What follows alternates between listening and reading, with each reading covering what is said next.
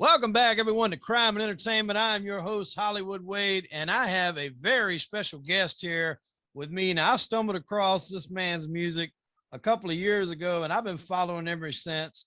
He was formerly a tow truck driver before he got into the music business. Now this man does a little bit of everything. He does podcasts. He does some funny videos that I've watched, and he is something else on the microphone, and we will get into that here in this show. Ladies and gentlemen, please welcome Marty Ray of the Marty Ray Project here to Crime and Entertainment. Marty, how are you, pal? I'm doing wonderful. How you doing? Thanks for having me on. I appreciate it. Hey, man, it's a pleasure. Like I said, I stumbled on your video, your Ice Ice Baby video rendition you did a couple of years ago, and I was just like, man, I almost like that better than the original. Yeah, more than a couple of years ago. That was a long time ago I did that. Yeah. Long. Yeah. So where did you grow up? I grew up in Blythe, Arkansas. I was born in Memphis, Tennessee, and raised in Arkansas. So Memphis is kind of right there on the border of Arkansas. So whenever we did anything, it was in Memphis. That's kind of how it went. Yeah, that's how I grew up. My dad always owned a towing service, mechanic shop, and anything else had to do with cars. So yeah, I was involved with that from an early age and stayed in it. Tried to get out of it many times and never could. I always had to come back to it until now. So now, at what age did you start, realizing that maybe you wanted to do some singing, or that was something you wanted to pursue? Was it later on, or did you kind of know that at a younger age? I came out of the womb singing. The God just gave me that gift. I never learned how to do it. So I still don't know if I do it right. So I just say God gave me the gift, and I always wanted to, but I came from a family of what I call realists. I guess that's what they call themselves too, but they believe in dreaming within a certain city limit, within a certain ability, within a certain realistic type of goal, and not really having a dreamer style goal, where it's like really unattainable unless some divine intervention happens. That's kind of where my family was coming from, and that's what they taught me. And even in my school, you mentioned Nucor. Nucor was a place to where in my high school, you were kind of cultivated. If you weren't an academia superstar and you weren't a sports star, if you weren't going off to college, then you were taught to get a degree that would allow you to get a job at Nucor and that's how your dreams are going to come true. You get production, and it's a wonderful job. It really is a good job. Yep. But as you said, you used to work there. It's hard on the body. It's hard on the mind. But you get paid to do that well if your production's high. So I was kind of taught that way growing up, that had some family members like my mom and dad. They would like, yeah, you can sing. It's good, but you can't really make money doing that. You can't really do that as a career. That's very far-fetched. It's not really something you're going to have to make a living with these hands and so on and so forth. But they never said I couldn't. There were some family members that said I couldn't sing, and that it wasn't my calling to sing and things like that. So I had some friends that supported me and said, there was a few friends that supported me and said, you should go after it. You're awesome. But because of the way I was raised, I never really thought this is a viable option. Never really thought that until years and years later, when I already grew up and had I had my first two children. First two, I only have two. My first two. I'm acting like I'm having more. I ain't having no more children. But no, I ended up having I had both my daughters, and my brother came up with this crazy song idea. It was a funny rap song called Fat Girl. And I said, all right, well, let's do it. Cause I love doing parodies. And so I did we wrote it and made a stupid video about it. Dressed my cousin, dressed him up in a fat suit and a girl wig and a dress. And we filmed him in the video. Well, this video did well. And I said, well, maybe there is something to it. Maybe I can at least make people laugh. And so I started doing that a little bit. And then fast forward about 2 years from that state, and I made my first. I wanted to actually learn how to make videos professionally, or to learn how to make them right. Right. So I rented a Blackmagic camera, and found out about having to get a lens and things like that. And I did the song All About That Beard, which was my first viral video. Yeah. And that's kind of how it all started.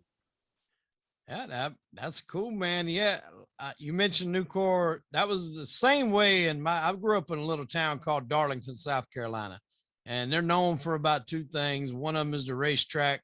Hopefully, one day the other one will be me. But then the Nucor, and it was kind of the same way. If you weren't, you know, straight A hitting the books, going off to a college and going to run a business or something like that, or you weren't a sports star, then that was the job you wanted to get, because you could tell the families that worked there, you know, they had the nicer vehicles and stuff like that. You could just tell that's, you know, who worked there and who didn't. And that was where you wanted to strive to get to in our little town.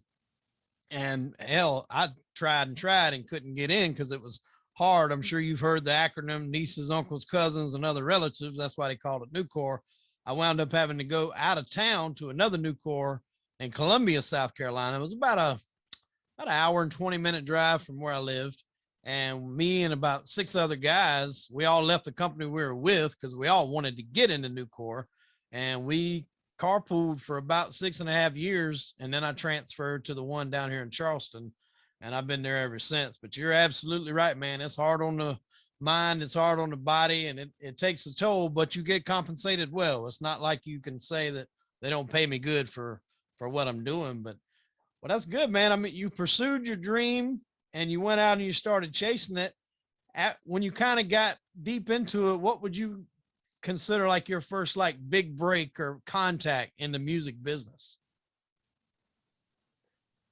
Well, I think my big break or contact, there's two different things.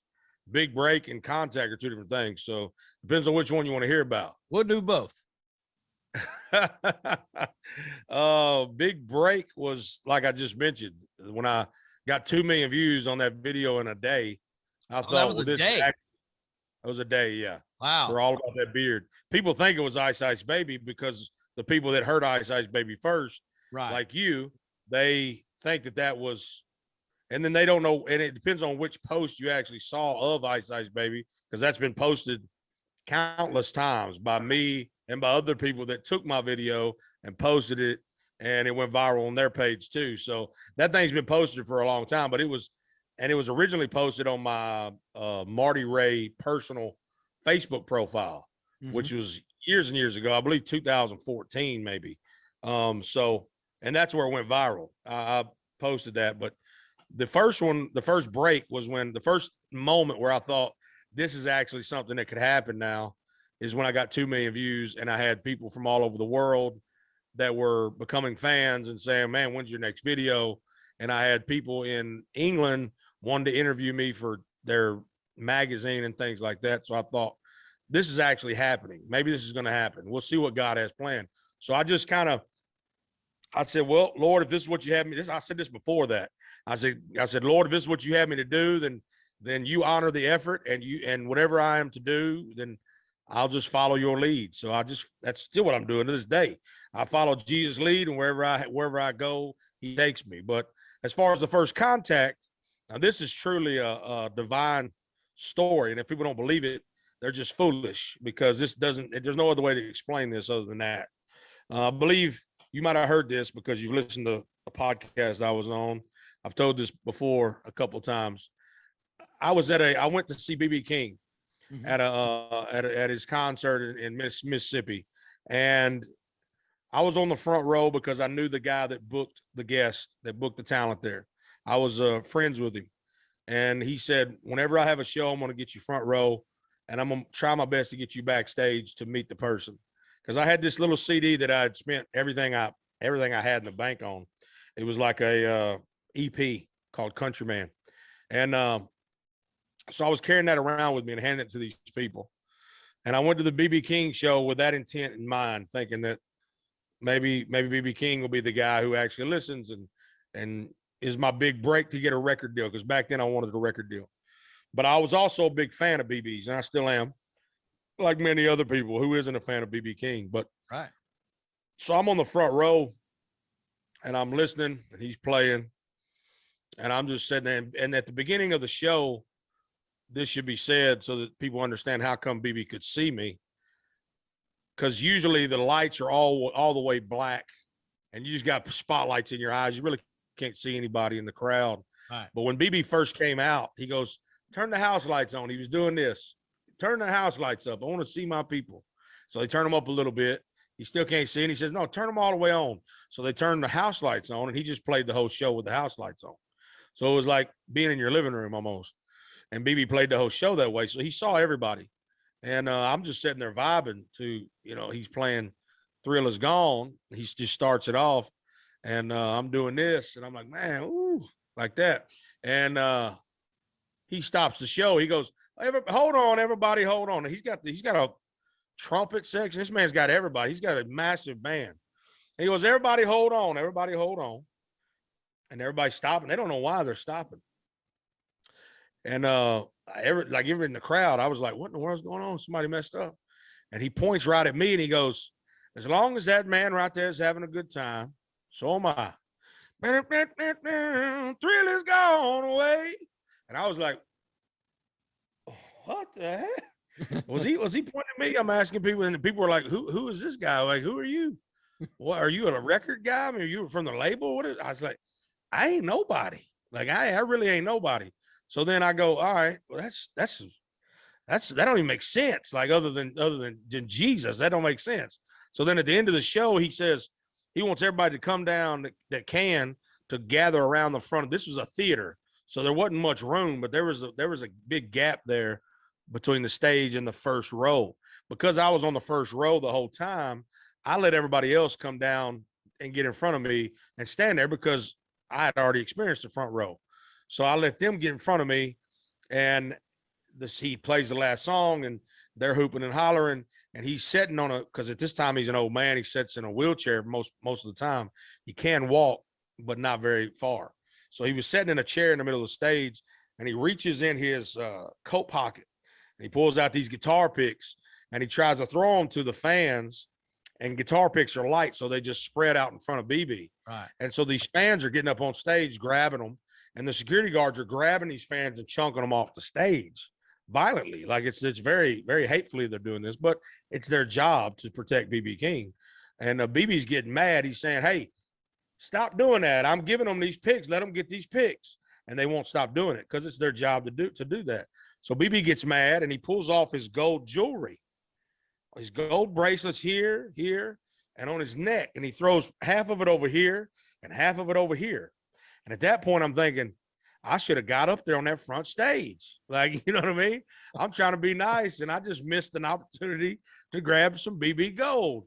And so I really would. That thought came through my mind. I was like, man, I'm too nice sometimes. But those people, who knows? Who knows what those people did with that stuff? I hope they still have it, but they probably sold it. So anyway, afterwards, like I said, I had the privilege of being able to go backstage.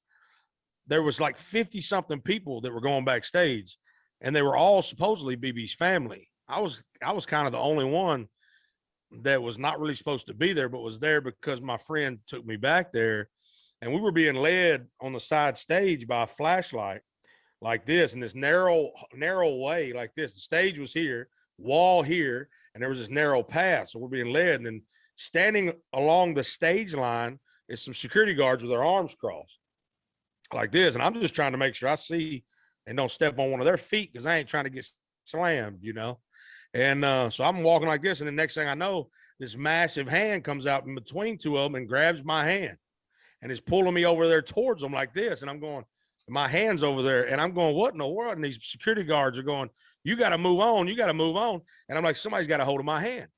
And they part, and it's BB King in his wheelchair. He's pulling me up to him. And I'm looking up, I'm looking down. He's looking up at me and going, he goes, "I want you to know that I enjoyed having you here tonight." And I said, "Man, I love you, man. I love you." And that's really what I said. He goes, "I love you too." And he said, "What you got there?" I had the CD, which I had his record, which still hangs on my wall right now in my office. I had his record with me, and he looked at it, he took it, he said, "What we have here?" He said, "I sure was handsome then, huh?" I said, you still pretty to me, Mr. King. And he signed it. And he said, I'll see you back there. And so he was expecting me to be in the green room later. And so I waited in this line, and I had my guitar with me, my Martin guitar that I still have to this day. And I play in all the videos you see, most of them. And anyway, I had this guitar and I was waiting in line, and I was watching as all these people were going in there, meeting him, getting a picture, and they were getting this guitar. They wanted to get a guitar signed, but it wasn't a Gibson. So since it wasn't a Gibson brand, they were being turned away. Now, this was supposed to be his family, right? So I'm sitting there kind of disheartened that I'm not going to get my guitar signed, but still excited and feel blessed that I'm getting to meet BB. Right. So it gets down to the end, and I'm seeing, and BB's just, his energy's drained, and I'm looking, watching through the door. I see his energy just drained. I'm going, man, he seems like he's like tired, man. He is tired. And the last person goes, and I go in there, and as soon as I walk in, he goes, hey, my friend, like that. And I said, my friend. And he brings me in, gives me a hug like that. He's sitting down, and he does this right here. And I hand him my guitar, and he looks up at the head of it, sees it's a Martin like that, and he looks up at me, and he says, I'm going to sign it anyway. And so he signs his name, BB King, on my Martin guitar, which was against, well, from what I understand from the guy who booked him, he was contractually obligated to only sign Gibson brand products. Mm-hmm. So I might have the only Martin in the world signed by BB King. I don't know, but it don't matter to me. I'm not getting rid of it. So it don't really matter. But so then we take the picture, and well, I don't even take the picture yet. I pull out that album I talked about earlier. I pull out that album, and I hand it to BB, and BB looks at it, and he goes, who's got that Sharpie? So he just signed with a Sharpie. We're about to take a picture. He said, who got that? Somebody took it. He said, who's got that Sharpie? So they brought the Sharpie back, and I said, no, I thought he wanted me. He thought I wanted him to sign it for me. But I said, no, that's yours. He said, I know who's this for. I said, no, that's for you. And he said, I know who this is for. And he handed it to me. I said, he said, I want you to sign that to Mr. BB King. And so I took that, and I signed shaking. I was shaking in my hands when I did it. I signed to BB King, Marty Ray. And I handed it to him. We took the picture, which is on my wall as well. We took that picture holding that CD, and he put it in here, and he patted his heart, and he said, I thank you. I treasure it. And I love you. And I left. And I thought, because I didn't have no fans at this time. I had nothing but a dream and a lot of money that I just spent, that I was thinking at that point I wasted, right? I was thinking, I just wasted all this money, and this ain't working. God, this ain't working. I guess you're telling me it ain't for me. Well, then in that fell swoop, that one night, God said, no, this is for you. And I'm going to use a king to tell you that it is. No, by no other reason, but I'm going to take this man who is a legend, and he's going to, for whatever reason, he's going to look at you, and he's going to be kindred with you for this night, and only this night, because I never met him again. That my whole life, I never met him again. I always thought one day I would meet him, and we would talk about it, and I would do a song with him, but he passed away before that ever happened. Mm-hmm. So it was, God literally took a king, and he took a nobody, and he said, I'm gonna teach you, go after it, because I told you to. And that's kind of how that went. That's the first contact, right? Right. That's a heck of a story, because that's cool when you can meet guys, like you said, he's kind of a hero of yours, and they're down to earth, and they talk to you like that. I've had some luck with that. Not too many with what I would consider heroes, but a lot of guys that were up and coming. The town I told you that I grew up in there, it was Darlington, South Carolina. They have a little band or a club out there called Carolina Nightlife. And I mean, it's a smaller club. It's not a huge venue. I mean, it's literally a nightclub, but we've had Kane Brown come out there before he blew up and played and was real cool with everybody. You ever heard the Lax? I've heard of them. Yeah. Yeah. They come out there, and those guys are really cool. Like after they got done with the show, they come down in the crowd and took shots with everybody and took pictures with everybody. And just you can tell the ones that really appreciate the fans, and it's the ones that are struggling too. Like they're doing the work. And like you said earlier, you can have that gift, but you still got to put in the work and the grind to get there. And you could tell that they appreciated everybody coming out there and supporting them and spending their hard-earned dollar to see them play. And that you could tell it meant a lot to them. And that's always cool to see, whether it is a newer guy or even an older guy that's already made it. To me, it means a little bit more when they've already made it, that they still take the time to appreciate the guys out there. It means a lot more, because that's when they don't remember their fans. They don't care nothing about their fans. If they're going to have a chance to, I mean, there are some people that even when they first start, they don't care about their fans because they just don't love people at all. They just feel entitled. So, but there are those times when the people, when they're small and starting out, they just appreciate everybody that's showing them love. And then when they blow up, then they could care less because it's just so common. Millions of people come and see them a year. So what does it matter? It's no big deal. It's just a number. Well, that's never going to be me. No matter where God takes me, I'll never be that person. That'll never happen. And I hate seeing that. I hate seeing people that it just shocks me, because it's like, and I hate seeing people that keep supporting those people. Yeah. Stop supporting them and they'll learn to appreciate you. Yeah. That's what I say. Years ago, I think it was in Stone Mountain, Georgia. Me and my family had took a trip up there, and I didn't have my son at the time. I just had my daughter, and Aaron Tippin was playing up there. And I mean, he was a little bit, I'd say maybe past his prime, but he was definitely still a name, in country music. I mean, he, had a lot of great songs, but he took the time and he come out there and took pictures with us and talked with us for a minute. I mean, he of course had a line to see him, but he wasn't rushing off, taking the picture, smiling, and then shooing you on out the way. He would sit there and, shoot the breeze with you for a minute or two. And, that meant a lot, too, coming from a guy like him. I consider him one of the better country music stars. I mean, he had a ton of hits back in the early 90s, I'd say. Yeah, a bunch of good songs. Yeah. I like him too a lot. I've never met him, but I like his music from back then for sure.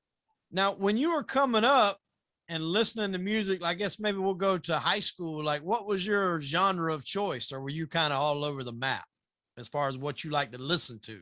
Not play or sing, but just what you like to listen to. Well, I grew up listening to gospel, like black gospel. So that's what I grew up listening to. Still listen to it. So like Mahalia Jackson hangs on my wall in my office as well, right beside B.B. King, right beside Charlie Daniels and Willie Nelson. But when I was growing up, it was a lot of gospel, and then that kind of morphed into R&B, which was Boys to Men, these type of people, because I didn't like country. I hated country because my parents liked country, so I thought it was old people music when I was a boy, because anything my parents listened to, it couldn't have been for young people. And so I listened to young people music, I thought, R&B. And so then that kind of morphed into some Al Green and people like that, which today is probably one of my favorite singers of all time, is Al Green. Oh, yeah. And but then when I was 12 years old, my mom took me to a Garth Brooks concert at the Pyramid in Memphis. And when I watched that concert, he was breaking guitars and he was sliding through fire and he was swinging on ropes and atop the crowd with no harness. It was very dangerous. And I just thought, maybe I should give this a look. Maybe this might be for young people. I don't know. He seems like it's something for young people. So I started listening to Garth Brooks, and I knew every word to every song that he did for a long time. And I was a big fan of Garth Brooks. And then because of that, it led me back into the old country, because I started giving country a look. So then I started listening to some George Jones, Waylon, Merle Haggard, and so on and so forth, all the older people. And that's where Charlie Daniels came up. And then Charlie Daniels, because he's always kind of Southern rock, kind of country Southern rock, that kind of led into Leonard Skinner, B.B. King, Stevie Ray, so on and so forth. So it's just it's a modge podge for me of music. It's not one genre that it just kept morphing into something else. And of course, in the 90s, I think we all listened to rap, so there's a bunch of hip hop there, Beastie Boys and Tupac and Biggie and you name it. I listened to them. It was, I wasn't, the only thing I wasn't into, it was like, I never was into back then. I never was into this heavy metal stuff and the screaming music, that type of stuff. I've never liked that. Still don't like it, but there's a lot of people that do. So if they like it, then it does something for them. As long as it lifts them up and don't tear them down. That's what I say. Right. Yeah. If it does, if it moves you, I guess would be the word that I would say. And that's what I like. I'm all over the board. I used to have an iPod back in the day before everything was at your fingertips now with Spotify and Apple Music and all this. I had an iPod and I worked for a radio station. I was a board operator. And basically, for those that don't know, like if you hear somebody broadcasting live at a car dealership or something like that, well, somebody's back at the station putting them on air when they're supposed to be, then taking them off and then playing the music that's, in sequence to play. And that was what I did. I wasn't an on-air talent. I was strictly behind the scenes guy, but I had access to their music library. And so I ripped it all to my iPod, and they had a country station. They had a pop station that kind of played a mix of everything. And then they had an oldie station.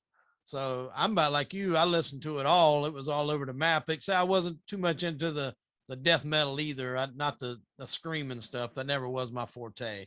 I loved 80s rock. That was I still love 80s rock today, and it all just kinds of what mood I'm in and what liquor I'm drinking, I guess, depends on what I want to listen to. But yeah, I mean, I always fall back to country. That's some good stuff. I mean, I love Johnny Cash. I don't know if you're a Cash fan. Of course. Yeah, I got many Cash covers on my YouTube channel. Yeah. I mean, you stalked on Garth Brooks earlier. Now he come down to Charleston. It's probably about three or 4 years ago now. And I'm not sure what age he's at, but he might not have been jumping through fire now, but I'm telling you what, he was wide open on that stage and wearing a damn hoodie.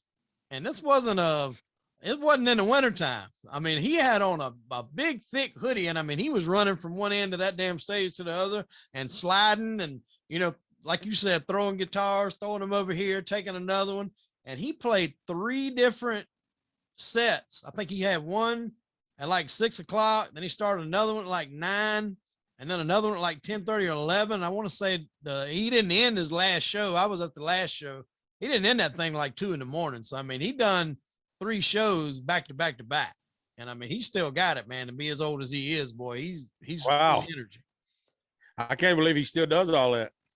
Yeah. I mean, I know he's still touring, but like I said, this was 3 or 4 years ago, but man, he was with it. And his wife was with him. Trisha, she was with him there, and she came out and sung a couple songs with him. But yeah, I was impressed by his energy level, because I've seen some people that's probably half his age that don't put near as much oomph in their concerts as he did, for sure. I think I lost about 5 pounds just looking at him run around that damn I definitely don't. I just if I can sit down while I'm singing to people, I try to do that.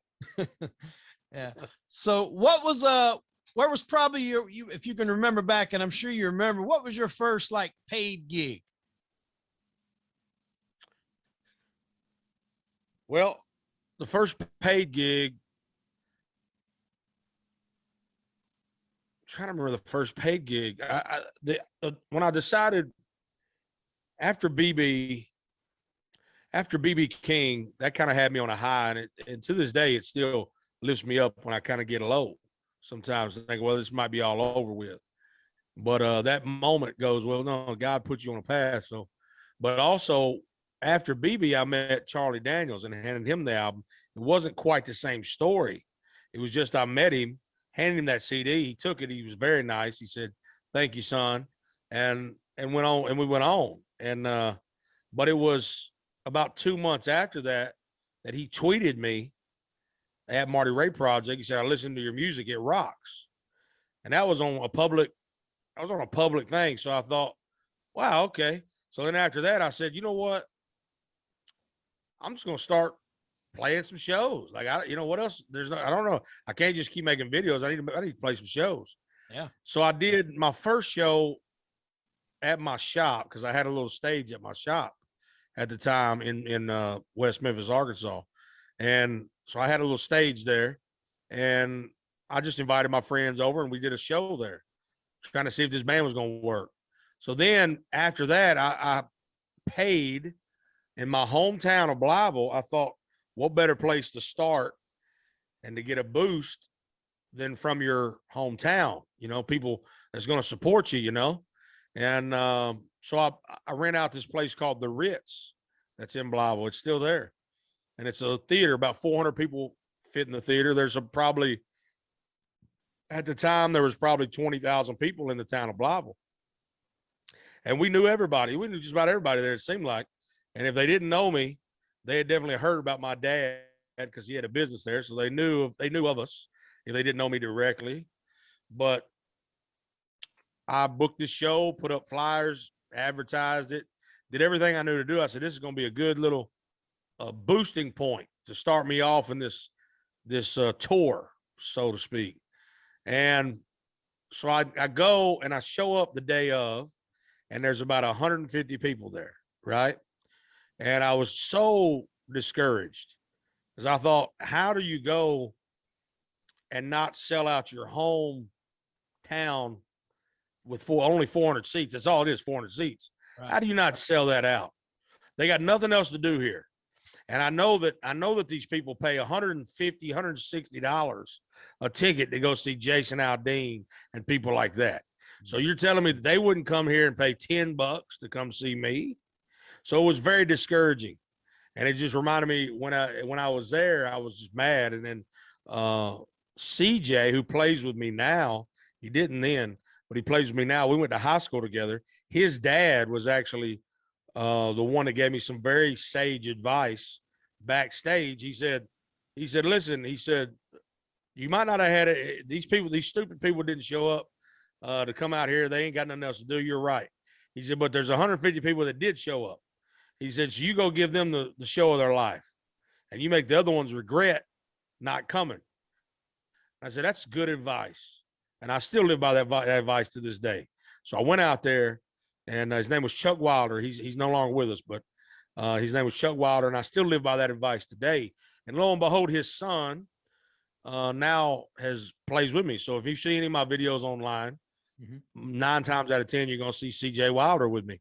That's his dad gave me that advice years ago. Didn't even ever think about him being in my band or playing with me or nothing.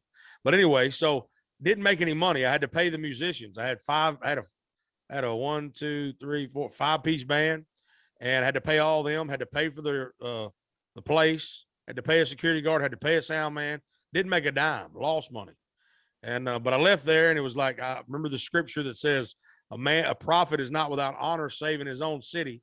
Because where Jesus came from, they was like, he ain't God. Who is this? He ain't nothing. We know him. We grew up with him. So it's kind of like what it was when I was there. They grew up with me. They knew me. I wasn't worth the $10. So then I left there kind of with my head held low, but also held high. And then I went on from that. And then I did Ice Ice Baby. After I did Ice Ice Baby, it was, it just skyrocketed after that. That video had legs. And then it was about 2 months. In about 2 months, the video was being posted by Bam Margera and World Star Hip Hop. And everybody was posting this video. And it had millions and millions of views. And I had all these people reaching out to me saying, hey, man, what's your phone number? I'm best friends with Vanilla Ice. I'll get him to call you. And at the time, like I said, I ran a tow truck. So I was like, all right, well, here's my number. I said, what I got to lose? So I gave all these people my number. I think it was about 5 people.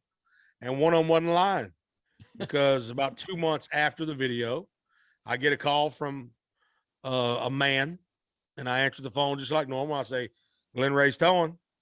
And he goes, hey, Marty Ray, what's up? Like that, very animated voice. And I said, hey, how you doing? How's it going? He said, what's up? It's Rob. I said, how you doing, Rob? We got your car. What can I do for you? And he was like, no, it's Rob Van Winkle, man. What's up? And I said, how you doing, brother? I appreciate it. He goes, I love that Ice Ice Baby cover you did. And I said, man, I appreciate that. Thanks so much, brother. What can we do for you? I had no clue who this was because I didn't know his name was Rob Van Winkle at the time, you see. And so eventually he says, it's Vanilla Ice. And I said, okay, like anybody would do. I said, all right, sure it is. And he goes, he said, I'll prove it to you.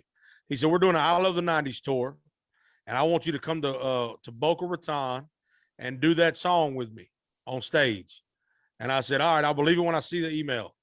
So I gave him my email, and I actually seen the email, went to Boca Raton, did that show. And then next thing you know, everybody wanted me to play for them. Then they wanted me to come back to Blavel, but for a long time I was bitter, and I said I'll never play there again.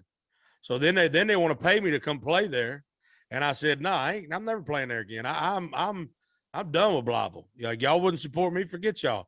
But of course now you got to forgive people. So I forgive them, and I'll play there if they want me to come there. But for a long time, I would not go there. I was so bitter about how they did that, where all of a sudden here I am now, got a little name, and now they want me there. Right. But they didn't want me there before. And so I don't know. It was a different time when that was blowing up. It's funny.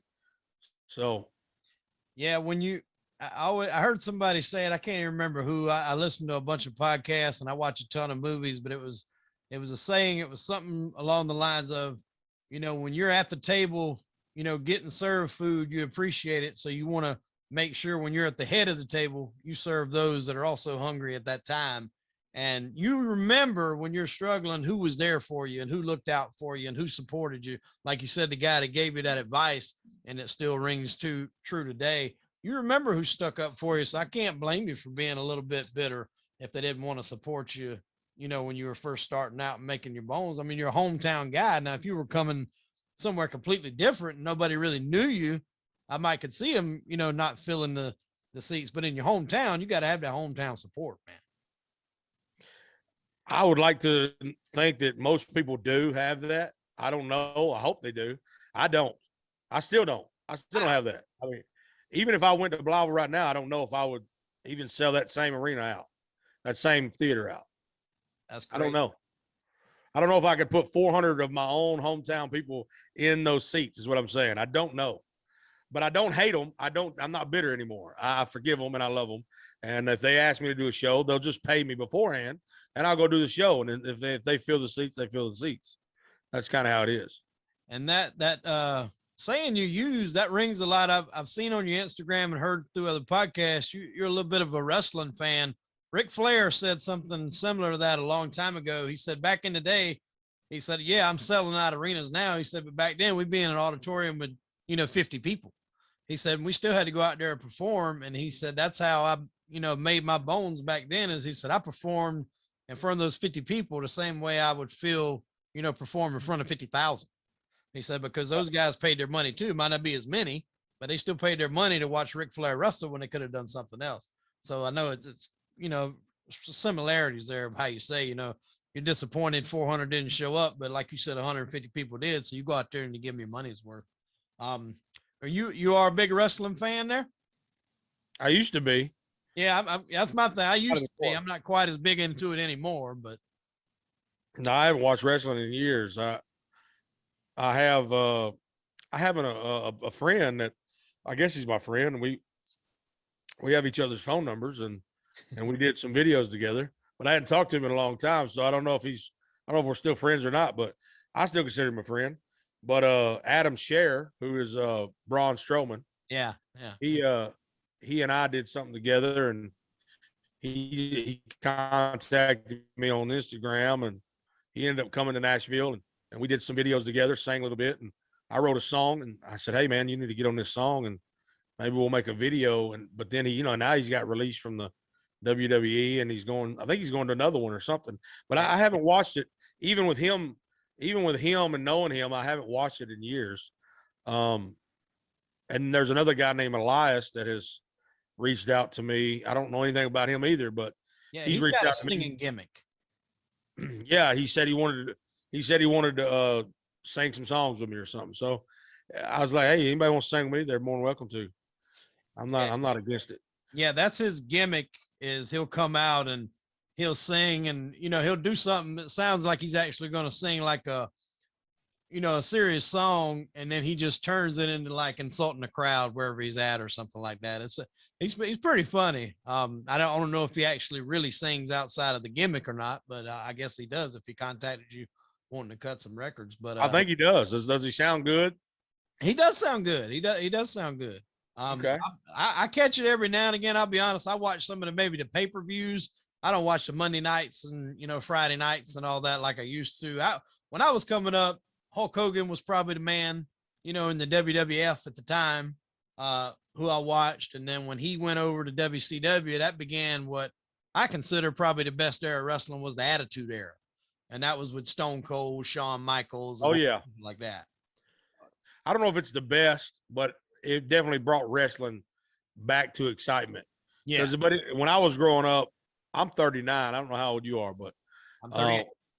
38. So yeah. So when we were growing up, Hulk Hogan and Andre the Giant, Randy Savage, Sting, they were exciting. Like that was Ultimate Warrior. You know what I mean? Like that was exciting. And then that went on for a while. Then it got not as exciting, but we still watched it because what else was there to do? And we were still fans. But then when Hogan went to when WCW just came out with Nitro, it was a whole new world. It was like it was vibrant, more clear. The quality was better of the production, and everything was it was just better, and it was really going to take WWF out is what it was going to do. Oh yeah, if it hadn't been for Stone Cold. Yeah, and then Stone Cold showed up, then The Rock, and then that changed that. Then that made the battle. That waged the war. But I'll be honest with you, because we used to flip back and forth. We'd had it on. We had both channels on there. And it was TNT and USA. I don't remember what the other one was. Yeah. But when one of them was, it was really, it used to be when one of them was off, we'd go to the other one. We'd go back and forth. But WCW has tended to keep my attention longer. So I would stay there longer. And then I'd go to, if they go into commercial, I'd go to WWF, but I might switch back over to WCW before WWF went to a commercial. You know what I'm saying? Because I just like that more. Eric Bischoff was smart at what he was doing. He was We actually had Diamond Dallas Page. We had on my podcast, the Marty Ray Project chats. Yeah, he's a cool guy. Yeah, he actually came to the radio station I told you about years ago, and this is when he was still wrestling. He was probably at the height of his popularity at that point too, and he done an interview with a guy up there. He's a real cool, laid back guy. But yeah, you hit the nail on the head, man. Bischoff was a genius, and I know a lot of people didn't like that he got that role, but he took it and he ran with it. And he actually does a podcast. I don't know if you know, 83 weeks, and the symbolism is that's how long they beat WWE, and the ratings was 83 weeks. They beat them straight because that NWO, when that NWO thing came out, man, that was must see TV right there. I was a Hogan fan when he was the red and yellow, but I think I liked him more when he went heel. I was a big Hogan fan when he went heel. I definitely liked Hogan more as red and yellow, but I like the story more as NWO. Yeah. But I mean, nothing changes the era of being a kid and that song coming on, All American Song or whatever it was called, Great American. I don't remember what it's called. Real American, I think it was Real American. I'm real American. Yeah, I am a real American. Yeah. And you're sitting there like, yeah, America, man. Like that was the best. There was nothing better than that to me. Yeah.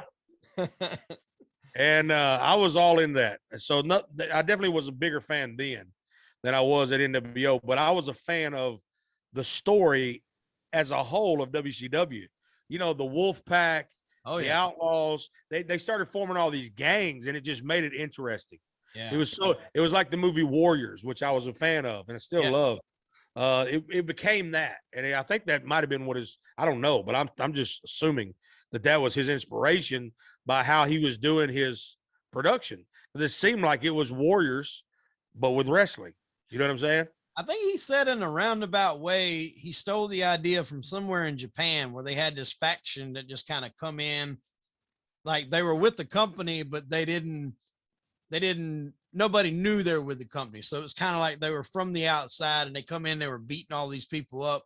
So that's how he played it, which was brilliant on his part when Hall and Nash, which was Diesel and Razor Ramon, came over, he didn't make it like he was with the company. He made it like they were still with WWE.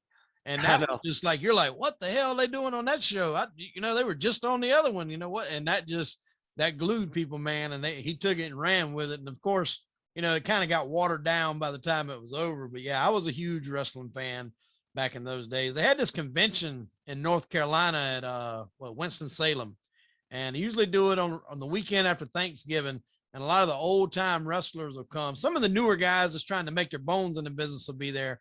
But a lot of the older guys will come, like Sting and Ric Flair and Harley Race and Honky Tonk Man. A lot of guys from back in, our day, the Lex Luger, all the Four Horsemen. And I take my son up there. He's got pictures, man. We got pictures with a ton of old school wrestlers. And the sad thing is now it seems like every year, one or two guys that we've had pictures with dies off. Like we had pictures with Animal from the Road Warriors, and I think he passed away last year.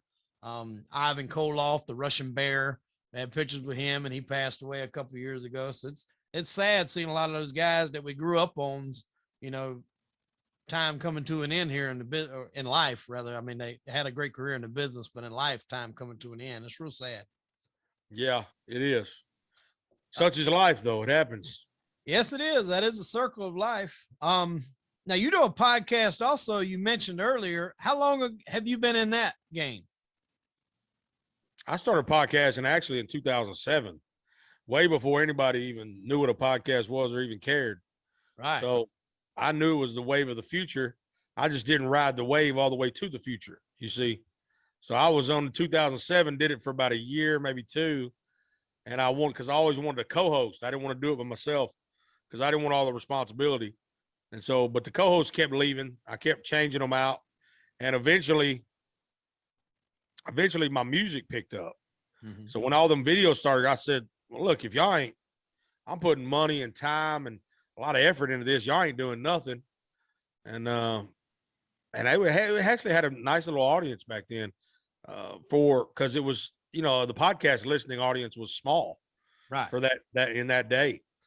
But before Joe Rogan there was Marty Ray podcast. So, but no, we did it for 2 years and then about 2 years. And then fast forward through all the music, and about maybe a year and a half ago, we started doing this one, Marty Ray Project chats, because it's always been a love of mine. You said right. you were at the radio. I always wanted to have my own talk radio show. That's what I wanted when I was growing up. I didn't really dream of my big dream was not to be in music. I wanted to sing and I wanted to write songs, but my dream was not to really, hey, I want to go after music. It was really the dream was actually to have my own talk radio show, which again, I didn't go after it because thought there's no way that's ever going to happen. But here we are today, and anybody can have their own talk radio show. So it's a good thing and a bad thing. Yeah, absolutely. And I mean, I think the guy that, probably everybody remembers before it got to where it is now is like, I think you had talked about on another podcast, was Howard Stern. Of course, everybody, knew him, and he was kind of what I would call the OG to all of this. It was radio, but in the sense, the way he had on his guests and stuff like that, it's what podcasts are doing now. He was definitely inspiration for me. Not that I liked his content, not that I still like his content. I never was a big fan of what he was talking about or what he was doing, but I thought how cool. He's got his own TV show. They're filming him talking to somebody. Mm-hmm. That's pretty cool. That's pretty amazing. So that's definitely the guy. Yeah. And it's cool to be able to talk. Like when I decided to start this podcast, I kind of got into true crime and kind of got addicted to a couple different podcasts and listened to it. And I was like, man, the way they put a spin on these things, it'd be pretty cool to talk about. And I was like, well, there's so many damn true crime podcasts that to climb a ladder in that niche is going to be really hard this late in the game. So I was talking with my buddy and I was like, you know what, we're just going to go crime and entertainment because we can throw some of the true crime in there. But then at the same time, I want to do entertainment. So I want to get, movie stars and actors and people that's, had things happen to them, and, singers and wrestlers and all that on the show, and mix in that entertainment part. And that was the best thing I ever did, because adding that entertainment factor is the reason why we can, get guys like yourself. And I don't know, you ever seen the movie The Bronx Tale? Of course. Okay. Yeah. So we had Lilo Brancato on. He was my first ever interview doing this podcast. And obviously, I don't know if you know his whole story, but he, battled some drug addictions, and he actually went to prison for a little while. Him and another guy, they broke into a house to get money for drugs, and he knew that the guy wasn't home. And when they were coming out of the house, he said somebody yelled at him and was like, freeze. But he didn't say they were police. He just said freeze. And so he said his first instinct, was to turn around and see who it was. And when he did, he said that he just heard firing, pop, pop, pop. So he got hit like twice, or he got hit 3 times, actually. One of them was a graze. So he said he didn't know whether he was being robbed or what. So he just takes off running. Well, the guy that was with him, he comes out of the house and he could hear gunfire exchanging as he was running away. And that guy actually shot the guy that shot Lilo, but the guy that shot him turned out to be an off-duty cop. So both of them went to jail. The guy that actually shot him wound up getting life in prison. They tried to charge Lilo with it. Well, they did charge him with it, and he got a lawyer, and he wound up beating it just because his argument, he was actually unarmed. He didn't even have a weapon, and he didn't know the other guy had a weapon, and he actually got fired on first. So that was his lawyer argued that, and I think he said he wound up doing 8.5 years in prison. Wow. Yeah, it was a crazy story. I had knew of it. I didn't know all the details, but he goes into pretty good detail on our interview here. And, he's very open about, how addiction kind of took over, because, you've seen Bronx Tale. You go from working with Robert De Niro and Chaz Palminteri, and then I think he went and did Crimson Tide. So that's with Gene Hackman, Denzel Washington, and James Gandolfini, who went on to be Tony Soprano. And then he was actually in The Sopranos. And so, I mean, he was working with some top-notch talent. You come in the gate working with like the creme de la creme of Hollywood. And then he said everything just came so easy that it just it started that cycle. And, this drug led to this drug led to this drug. And then, as so it goes, I'm sure you've heard the stories from other people, how it can kind of grab you. And it did him. He talked about how he was actually, under the influence while filming The Sopranos. And James Gandolfini kind of pulled him to the side and told him, he was like, look, you got something here. And he said he didn't come outright and say, hey, I know you got a problem, but he told him, he's like, look, you got something special here. You really don't want to waste it. And, you need to make good decisions. And that was when he was actually, his character got written off the show because he got killed. But yeah, he told him, tried in so many words to give him some advice to straighten his life out. And obviously it didn't work then, but I do think now he's on the straight and narrow. He's doing a lot of good stuff now, doing a lot of, so he's on Instagram. He does a lot of motivational stuff. And I think he's actually a speaker to try to help, people that are addicts and stuff like that. So he's turned it around. He's done a lot of good stuff. Right on. Well, praise the Lord. I'm glad. Yeah. Yeah, absolutely. And that's big too in the music industry, acting and music industry, those kind of things can grab you coming up.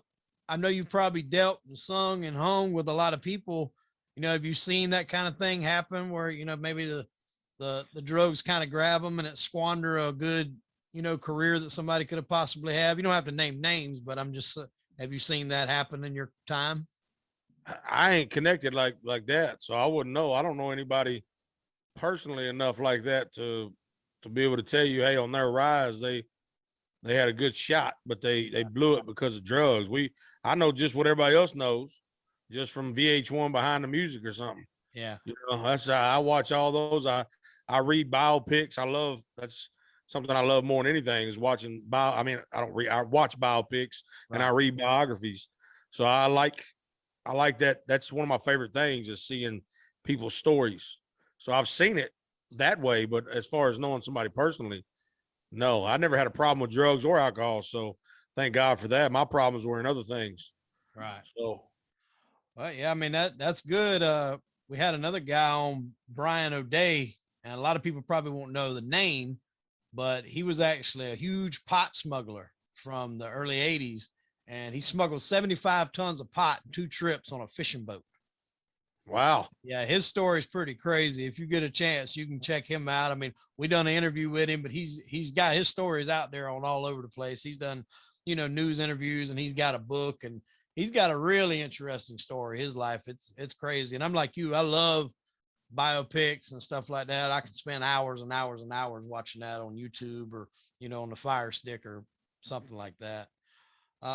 We'll get it back here to the music for just a second. Now, if anybody that don't know exactly what you do, you have your own original content, but you do a lot of covers, and you have one of those voices that I've only said this about a few people, and I put you in the category with Aaron Lewis and Chris Stapleton, because it don't really matter what you put those guys singing. They can sing the damn phone book. Their voice just sounds so good that you're drawn. You're waiting on that next word to come out. And that's where I put you in that category with those guys. Cause Aaron Lewis especially does a bunch of covers from a lot of different people. And I've listened to a lot of your covers, and I put y'all there side by side, in my opinion. I appreciate that. That's some real legends. I'm not, but they are for sure. But I don't, funny about Chris Stapleton, I actually had fans before anybody knew who he was. I had fans, not about anybody. I think he might've had a band, but I was already building a fan base before he came out with Tennessee Whiskey. Mm-hmm. And I think he hates the fact that it's weird. I don't know him, but I just feel like he hates the fact that people request Tennessee Whiskey so often for him to do. I don't think he likes doing it, because being a songwriter, like, the only reason I do covers is to draw people to my originals. Right. But of course, right now, the real true projectors, the real fans, they find the originals, and a lot of them do, and a lot of them request the originals more than covers. And that's how I can tell that they really are big fans of mine, is when that happens. I'm not saying the other people aren't, right, but I'm saying those people just like those songs and they like the way I interpret them. Right. But if you're an actual fan of somebody, you like what's on their heart. And that's how you know if you like that person or not, in my opinion. But what people don't realize is a lot of times many artists, that's all they really are, cover artists. Right. But you just never hear the songs from anybody else. Somebody else wrote the song, though. Somebody else wrote a lot of the hit songs. Oh, yeah, yeah. Ghostwriters, yeah. Yeah. Well, not even ghostwriters. People just wrote, they're songwriters that don't sing. Right. They just, like Tennessee Whiskey was not written by George Jones. It wasn't written by David Allen Coe. It was written by Dean Dillon, right? Mm-hmm. So you can go back to whoever, but it ain't his song. It's still technically a cover of a song. But so my point is, yes, I only do the covers that I love. So every song I do, I love. Right. So I don't take requests, and I don't do songs that people request me to do, because I tell them all the time, I say, look, I'm honored that you would want me to do it, but if I just become a jukebox, then there ain't no passion in what I'm doing. Right.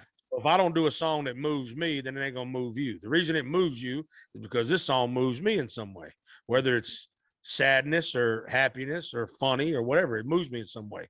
If I just start doing any song and every song just because somebody's requesting it, then all of a sudden I'll become a human jukebox and there's no passion anymore. So I don't do requests. I just do the covers. I do the songs that mean something to me. And I hope that people will go listen to the originals. But even if they don't, I'm still honored and thankful that they listen to the covers. I am. I love them either way. So that's kind of how that goes.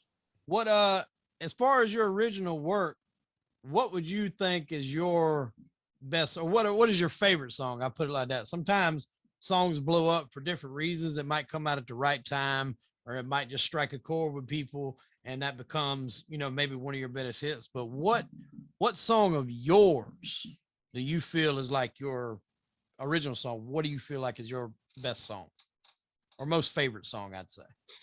I don't, people ask that a lot, but I don't have a favorite. Like, they all mean something to me in a different way. I got a song I wrote called The Greatest, which is about my daughters, and they're the greatest thing that ever happened to me on this planet, the greatest gift God ever gave me. I got a song that's about Jesus called Spirit Song from my first full album. I got I got fight songs that I wrote called Haunted and Outlaw on my newest album. So like those they all mean something different to me. And I can't tell you which one is. I got one that I wrote because I almost died called Wait on My Love. And that one means a lot to me. I got one that I wrote called Flowers that is about the emotions of losing someone that is a core being that you needed around. You know, that's kind of what that song's about. And so they all mean something different to me. I can't pick a song out of my own. And then you have a song called Tow Truck Driver. And then I do. Countryman is one of my favorites. I do like Haunted as well. I'm not sure of the legalities. I would play them, but I don't want to get us kicked off YouTube. So I might link them to the show notes so people can go check them out. People think you get kicked off. You don't get kicked off, but get a strike, right? Is that what it is? You know, I mean, I would the people that there's a computer that claims that, right? So the computer does that. It's not an individual going, "Oh, I heard that. I'm clicking that." Mm-hmm. Like to get a strike, you normally ain't gonna get a strike because what happens is even by the big record labels, all they're gonna do is claim the video for monetary gain. Mm-hmm. So whatever money you make, they're gonna claim the money on it. That's usually how it goes. It usually doesn't strike you. Now the person has to you have to be doing something that alarms the record label or the person, like somebody like me who doesn't have a record label, to make them go, I don't want my song represented in that video, so they strike it. Right. That's or you just take it off. And the only time you get a strike is after YouTube says, here's the copyright. What do you want to do? How do you want to proceed? If you say leave it on there, then the person has the option to strike it. So anyway, a little information for people that don't understand, because people say it to me all the time. They say, man, I want to use this song, but I don't want to they're talking about a cover. Right. I want to use this song, but I don't want my video to get taken down. I'm like, they're not going to take your video down, but I don't have the right to tell you can use that song because it ain't my song. Right. Talking about a cover, you know what I mean? Yeah. Now my songs, I have the right to tell you, but I can't tell you it's not going to get claimed by a computer. Right. So people can just go listen to it. You know, that's what I tell. Just go listen to Haunted, Marty Ray Project. There you go. We're definitely going to link your Instagram to the show notes here. And then also your podcast. What'd you say the name of that podcast was again? The Marty Ray Project Chats. Marty Ray Project Chats. I've listened to a few of those as well. Now back in the day, I don't know if you still do them, but you used to do kind of video skits, right? Little skits. I remember seeing one where you're at this girl's house, and I think her husband comes home and she tried to stuff you in the closet, and I don't know if your beard was hanging out of the closet or something like that. I remember I stumbled across that thing late one night and was laughing at it. Yeah, that was Adley. I didn't really do those. I did a few of those. It wasn't something I was doing, mm-hmm. But if somebody had a funny idea, right, I'm down, because I'm an actor as well. So yeah, if they said, hey, here's a funny idea I have, I say, let's do it. So that was kind of what that was. She said she had this idea, and I said, let's do it. It sounds funny. Yeah. Well, I mean, that's what I was alluding to earlier, man. You can tell by everything that you're into and everything that you've done, you're a grinder. You know, you go at it and you appreciate, you know, the love that people give back. And I've heard you mention, you know, a couple of times, you know, it's all to the man upstairs, you know, what availability he gives you and what he blesses upon you. And I mean, you know, he's done the same thing with me here with this podcast. And I mean, it's obviously not as big as I want it to be, but he's allowed me to be able to get me to the point to where I'm at now. The same thing he's done with you and anybody else. So you have to be thankful for the blessings they give you and just be patient, and nothing comes to anybody fast and in a hurry. You know, you have to go out here and work for it. You have to grind for it. I mean, when I started this thing a couple months ago, I had no idea that I would actually be able to get to the point where I could have some guests on, you know, like yourself or, you know, some of the ones that we've had on here, and now look at me. And, you know, it's a pleasure for me to be able to interview guys like you so y'all can tell y'all's story, and if nothing else, introduce you to some fans that maybe hadn't heard about you, because I was always a big storyteller. You know, I would watch a ton of movies, and I would go out and I would tell people about those movies in hopes that they would go out and watch them, and then we could have a conversation about it later. You know, you mentioned Vanilla Ice. I might be the only person that's seen this movie, but do you remember that bike movie he did back in the 90s, Cool as Ice? Cool as Ice. I remember it. Yeah. I didn't watch it. Yeah, I watched it. It was like at where I lived at, they didn't have it in the video store. But my granddad lived in North Carolina, Rockingham, North Carolina, Randleman, North Carolina. And when I would go visit him up there, his video store had it. And looking back now, it wasn't a great movie, like, as far as feature, I think it was a B movie. I don't think it made any money. But as a kid, Vanilla Ice was the shit. So I loved it. And I would rent it every time I would go up there. Plus, he's riding bikes and, he's beating people up and he's, the coolest thing you can ask for on a movie. And I used to love it, but nobody else around town. I'd come back and be like, man, you seen that movie? And I was like, I don't even know what you're talking about. And this is before the days I could just pull up the phone and show them on, the phone or the internet. This was before internet days. So it was hard to get the word around, but especially now, it's a lot easier to at least get your name out there and put your own content out there. Cause you said you don't even have a record label. You're totally independent. In the truest sense of the word, I'm independent. I'm all alone by myself. Just me, God, and my fans. That's it. And man, that's something to respect right there. And I mean, I think I heard you talking about it on another podcast, because when you do that, you don't just say, oh, you signed a record deal. There's a lot that goes into just signing a record deal. They're going to put you on the road, and it's going to demand a lot of time that, some people maybe A, don't want to give, or B, can't give, or, for whatever reason. And I think you said, obviously now it would take you away from your family, to do some of these schedules that some of these people do. Yeah, I wouldn't. I have no interest in signing a record deal. It would have to be, if I was going to sign a record deal, it would have to be literally me telling them exactly the parameters of the deal, and they would never go for it. You know what I mean? They would never go for it. But Aaron Lewis, you mentioned Aaron Lewis. He has a song that kind of briefly touches on what it is to sign a record deal. Yeah, with George Jones. Yeah, it has George Jones in it. Yeah, I think it's called Country Boy. It is. And, a lot of things in there is so true. Like he says, lose a few pounds. Do you need your friends around? Yeah. All these type of things. It's like you got to give up all that. Yeah. Your wife, you better give up all that for this music now. And I'm not giving it all to music. People say you got to give it all you got. I ain't giving it all I got. No, that's not true. I won't do it.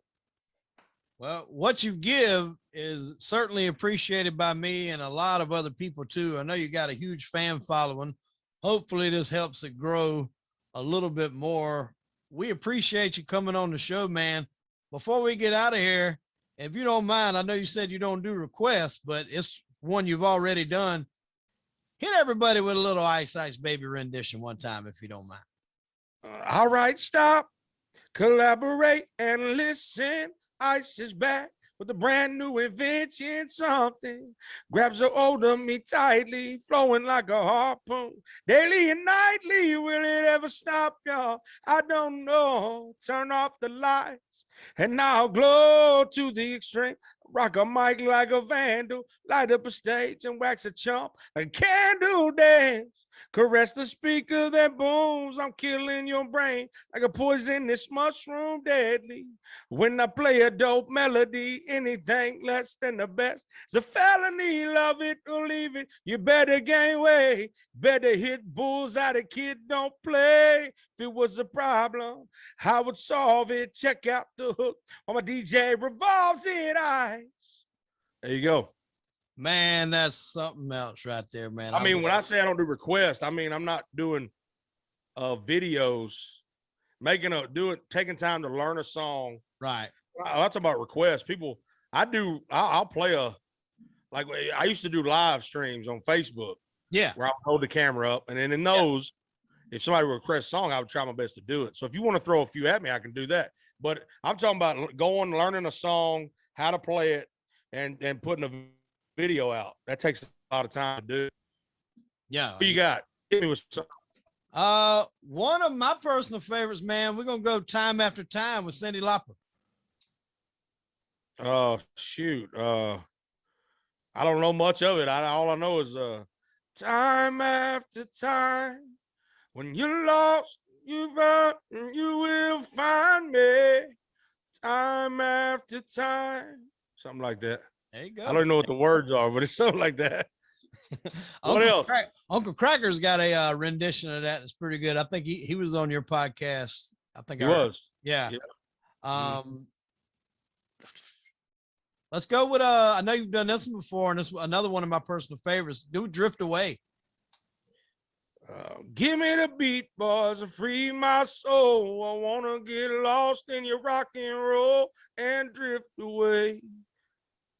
And that's Give me the beat, boys, and free my soul. I wanna get lost in your rock and roll and drift away, drift away. Yes, sir. Nothing But a G Thing, baby. You wanted me to do it? You want to rap it, or you want me to do it like I actually did it? I like you. I like the way you do it. I like when somebody takes a song that's played one way and then they completely change it, like how you done Ice Ice Baby. That's what I like. That's what I prefer. Well, the funny thing is when I did Ice Ice Baby the acoustic way, I was doing Ice Ice Baby and Nothing But a G Thing at the same time, acoustically. Those two songs was what I was messing with, and I just posted Ice Ice Baby, and I never posted Nothing But a G Thing not until just not too long ago. I don't know why, but I just now posted it. But anyway, I did it 1, 2, 3 into the 4. Snoop Doggy Dogg and Dr. Dre is at the door, ready to make an entrance. So back on up. You know we're about to wrap this up. Give me the microphone first so I can bust like a bubble.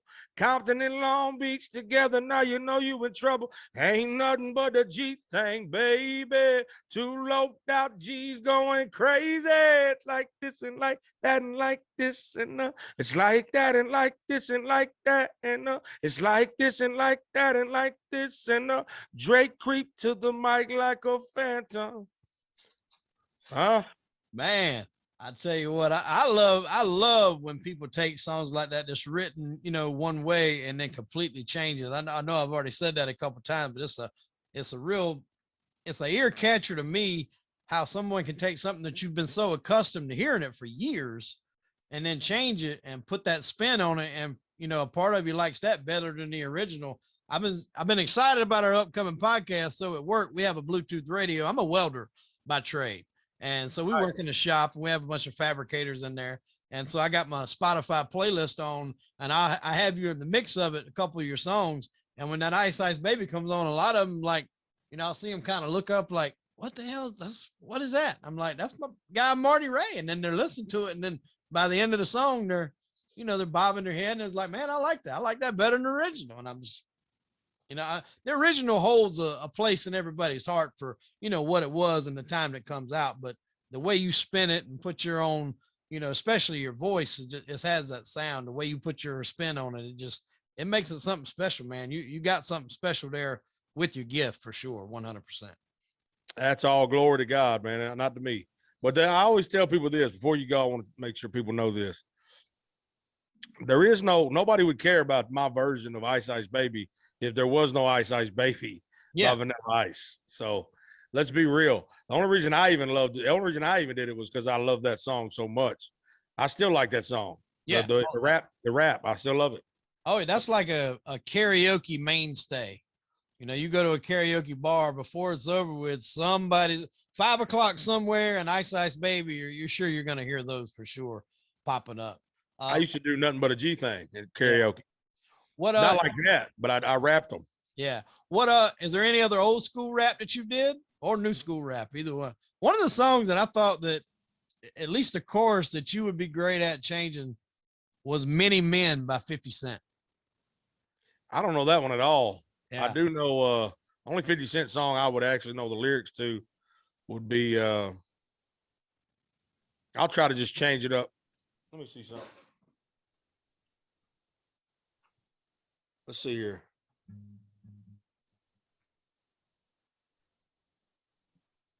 Can you hear that? Yeah. Well, that's out of tune. Shoot. I was going to try to make something special happen, but I'll just have to do it with my mouth. I don't have time to tune that thing up. Let's see. Is that the BB King guitar? No, that's the one I keep right here. Okay. The BB King one's in a case. Oh, let's see. How's that song go? Go shorty, it's your birthday. We gonna party like it's your birthday. Gonna sip Bacardi like it's your birthday. And you know we don't give a care cause it's your birthday. Find me in the club, bottle full of bottle. Mama, I got that X. If you into taking drugs, mama, making love. Listen to that man. I don't know. Like that's how I would do it. That just came off the top of my head. That melody to that song. Yeah, that's good. What is one of your favorite songs to cover? I mean, obviously, I'm sure people's probably requested Ice Ice maybe 1,000 times. What is one of the ones that maybe you don't get so many requests for? It's probably one of your favorites to cover.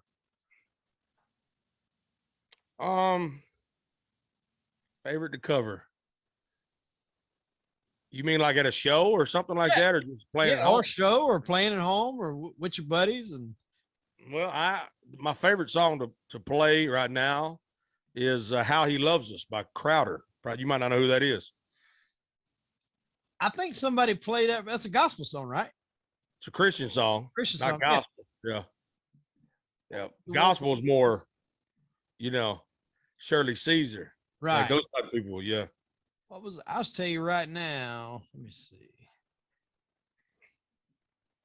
No, that was Road to Nowhere, the one that somebody let me play the other day by Talking Heads. I don't know if you know that one yet or not. It's kind of a Christian. It's a good one. No, sing the one you just said. Oh, so it goes, he is jealous for me.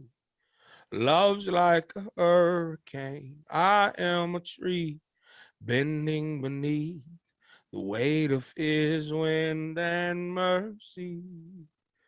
And all of a sudden, I am unaware of these afflictions eclipsed by glory. And I realize just how beautiful we are and how great your affections are for me. Oh, how he loves us. Oh, how he loves us. How he loves us. Oh, that's what it says. That's it, man. All right. I think we got one more, and this is going to be the one to close out the show, because in my mind, man, you've accomplished a lot. I know you still, grinding or whatever, but in my mind, you've been victorious here and what you've tried to do. You've got your name out there. You haven't, what some people I would consider maybe sold out. You're still loyal, and you're real. You can tell by talking to you and hearing it in your voice, you're real. You're like you said earlier, you're going to sing things that move you. So to me, that's being victorious. So we're going to close it out with Victory in Jesus. Go ahead and rip that. You're going to tear this up. I wish I knew all the words of this, but I should, but I'll try my best. Matter of fact, let me just do this. You can probably still see me if I pull the lyrics up here. Yeah, I can see. Victory in Jesus, my Savior forever. You bought me and bought me. Failing love. See, we didn't sing a lot of hymns in my church growing up. That's why I don't know this by heart. But it's a great song. I'm about like you. I know verses. I don't necessarily know them all together. Yeah, I know. Like I said, we did like a lot of black gospel songs. So, which they did hymns too.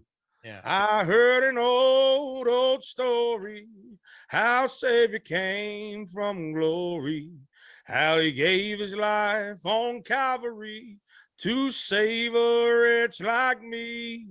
I heard about his groaning, of his precious blood atoning. Then I repented of my sin and won the victory. Oh, victory in Jesus, my Savior forever. He sought me and bought me with his redeeming blood. He loved me ere I knew him, and all my love is due him. He plunged me to victory beneath the cleansing flood. There you have it, ladies and gentlemen. Marty Ray of the Marty Ray Project. If you're not following this man on social media, you need to go do that right now. He is on Instagram. If you don't have this man's music in your playlist, you need to also go do that right now. Put it on your Spotify playlist, Apple Music, wherever you get your music. Also, follow his podcast, as he mentioned earlier. And we hope you're following this podcast, because this interview will be aired and put on YouTube along with all the other platform podcasts, Spotify, social, Stitcher, Apple Podcasts, Pandora, Amazon, Google Podcasts. We're on it all. If you're not listening to it, ladies and gentlemen, I don't know what you're waiting on. Go ahead, like and subscribe. Marty, tell them they got to go ahead and subscribe and give a review. That means the world of difference when you're doing this right here. We appreciate the listens, but if you give us a like and a review, that really helps everybody out. Oh, yeah. Review 5 stars only. 5 stars. You can put whatever you want to on there. Tell them you love us, and you don't want to hear nobody but us. I don't care what you tell. Tell them we took your dog, and we'll give it back to them when you put the 5-star review up there. You can say you hate us as long as you put a 5-star on there. Yeah, exactly. Yeah, just tell them how much you hate us. It doesn't matter. Whatever you want to do. I hate these guys. 5 stars. You see what I'm saying? It don't matter. Well, Marty, man, it's been a pleasure having you on the show. I'm really glad you could make it. Is there any kind of message you want to throw out there to maybe any aspiring, artists trying to come up and make it? Any kind of outro you want to give out there? The only thing I can say is put Jesus first, and he'll honor the effort you put forth if you put the talent in you. If he didn't put it in you, then it's gonna be a lot harder. That's the way I see it. So that's it. That's all I know. I don't have any tips, tricks. Well, now you said it. You said it perfect, man. Like I said, some people's born with a talent. It might be speed. It might be, athletic ability. It might be a singing voice. It might be a great mind. But, that's only half the battle. You still have to do the work. You have to put in the work. If you're gifted physically, you got to train in whatever sport it is. If you're a singer, you've got to work your voice out too. You've got to train. You've got to put in the work. Same thing if you're going to run a company. Nobody starts off running a company. They come in at a spot and they work their way up. So you have to do the work. And like the man said, if God gives you that ability, don't waste it. And we go back to A Bronx Tale. One of my favorite movies is the saddest thing in life is wasted talent. Mm-hmm. So, folks, we appreciate you logging in this week and hearing us out. Keep in tune here for next week's episode coming up. We're going to keep them coming every week here on Crime and Entertainment. We're glad Marty Ray could stop by. Marty, we appreciate it so much, sir, and we hope you have a good one. Yes, sir. God bless you. You too.